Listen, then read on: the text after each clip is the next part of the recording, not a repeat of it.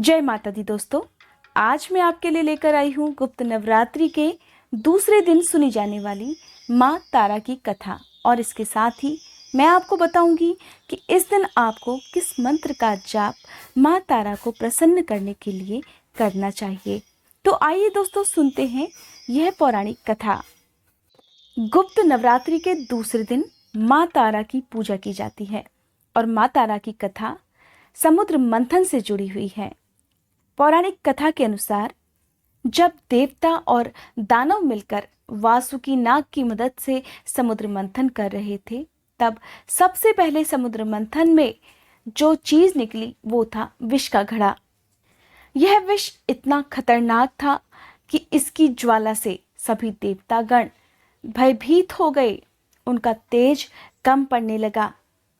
इस प्रकार हलाहल विष से भयभीत होकर सभी देवतागण ने भगवान भोलेनाथ को याद किया और उनसे प्रार्थना की कि हे भोलेनाथ, आप इस संकट से हमें उबार सकते हैं। और तब भगवान भोलेनाथ ने अपनी हथेली पर रखकर हलाहल विष का पान कर लिया था। भोलेनाथ ने हलाहल विष का पान तो कर लिया, लेकिन विष को अपने गले से नीचे नहीं उतरने दिया, और जिसकी वजह से उनका कंठ नीला पड़ गया। और इस प्रकार भोलेनाथ का कंठ नीला होने की वजह से उनका एक नाम नीलकंठ भी पड़ गया। इस प्रकार विष का पान करने से भोलेनाथ ने सभी को विनाश होने से बचा लिया। अब भोलेनाथ ने विष का पान तो कर लिया, लेकिन वह विष इतना जहरीला था, उससे इतनी तेज जलन निकल रही थी कि जिसकी वजह से भोलेनाथ के गले में तीव्र जलन होने लगी, और जिसकी वजह से भोलेनाथ मूर्छित हो गए। और तब भोलेनाथ की यह हालत देखकर माँ भगवती माँ तारा के रूप में प्रकट हुई, और इस तरह से भोलेनाथ ने एक शिशु का रूप धारण कर लिया। और तब माँ तारा ने शिशु रूपी भोलेनाथ को अपनी गोद में उठाकर उन्हें अपना अमृतमयी दूध का पान कराया, जिसकी वजह से भोलेनाथ के कंठ में जो ज्वाला हो रही थी और जो विष का असर था वो धीरे धीरे दूर हो गया, जिसकी वजह से भोलेनाथ की मूर्छा दूर हो गई। अब माँ तारा ने भोलेनाथ की वह पीड़ा तो दूर कर दी जो हलाहल विष पीने से हो रही थी, लेकिन स्वयं माँ तारा के शरीर में तीव्र जलन होने लगी, और हलाहल विष के प्रभाव से उनका शरीर इतना भयंकर हो गया कि उनका रूप विकराल लगने लगा, उनका रूप नीला हो गया। और इस प्रकार माँ तारा को हर तरह के संकटों से उबारने वाली माँ जगत जननी के रूप में जाना जाता है। इस प्रकार जिस तरह माँ तारा ने भगवान शिव की शारीरिक पीड़ा को दूर किया था, उसी तरह माँ तारा अपने भक्तों पर बड़ी आसानी से प्रसन्न होकर उनके भी सभी संकट दूर करती हैं, उन्हें हर तरह की पीड़ा से बचाती हैं। माँ तारा को 3 और नामों से भी जाना जाता है। माँ का पहला नाम है उग्र तारा, दूसरा नाम है नील सरस्वती, और तीसरा नाम है एक जटा।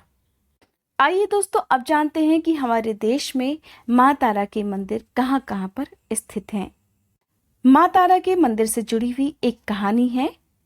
माँ तारा का जो मंदिर है वो पश्चिम बंगाल में स्थित है, और एक कथा इस बारे में प्रचलित है। इस कथा के अनुसार इसी स्थान पर महर्षि वशिष्ठ ने माँ तारा की पूजा करके, उनकी आराधना करके महान सिद्धियों को प्राप्त किया था। तब महर्षि वशिष्ठ ने वहां पर माँ तारा का एक मंदिर भी बनवाया था, जो अब धरती में समा चुका है। इस समय जो तारापीठ मौजूद है उसका निर्माण जयव्रत नाम के एक व्यापारी ने करवाया था।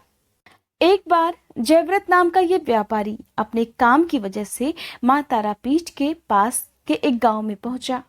दिन भर चलते रहने की वजह से जयव्रत को रात को जल्दी नींद आ गई, और तब माँ तारा ने उसे स्वप्न में दर्शन देकर कहा, हे पुत्र, पास के ही शमशान में पत्थर की एक शिला दबी हुई है, तुम उसकी पूजा करके विधिवत रूप से उसकी स्थापना करवाओ। और तब सपने की बात को सच मानकर और माँ का आशीर्वाद मानकर जयव्रत ने शमशान से पत्थर की उस शिला को उखाड़कर उसकी विधिवत स्थापना करवाई थी। शिला की स्थापना करने के साथ साथ जयव्रत नाम के व्यापारी ने उस जगह पर माँ तारा का एक मंदिर बनाकर उसमें माँ तारा की मूर्ति की भी स्थापना करवाई थी। और माँ तारा की जिस मूर्ति का निर्माण उन्होंने करवाया था, उस मूर्ति में भगवान शिव एक छोटे बालक के रूप में माँ तारा की गोद में विराजमान हैं। दोस्तों, यह थी माँ तारा की कथा। अब आइए जानते हैं माँ तारा के पूजन मंत्र के बारे में। माँ तारा की पूजा का मंत्र है तारे च विद्महे महोग्राये च धीमहि तन्नो देवी प्रचोदयात्। इस मंत्र का जाप पूजा करते समय कम से कम 21 या फिर 51 बार करना चाहिए। दोस्तों, यह थी आज की वीडियो। उम्मीद करती हूँ आज की ये वीडियो आपको पसंद आई होगी। अगर ये वीडियो आपको अच्छी लगी हो तो इस वीडियो को लाइक करके कमेंट बॉक्स में जय माता दी लिखने के साथ साथ मेरे चैनल को सब्सक्राइब करना मत भूलिएगा, ताकि मेरे चैनल पर गुप्त नवरात्रि से संबंधित हर वीडियो की जानकारी आपको हर दिन समय से मिलती रहे।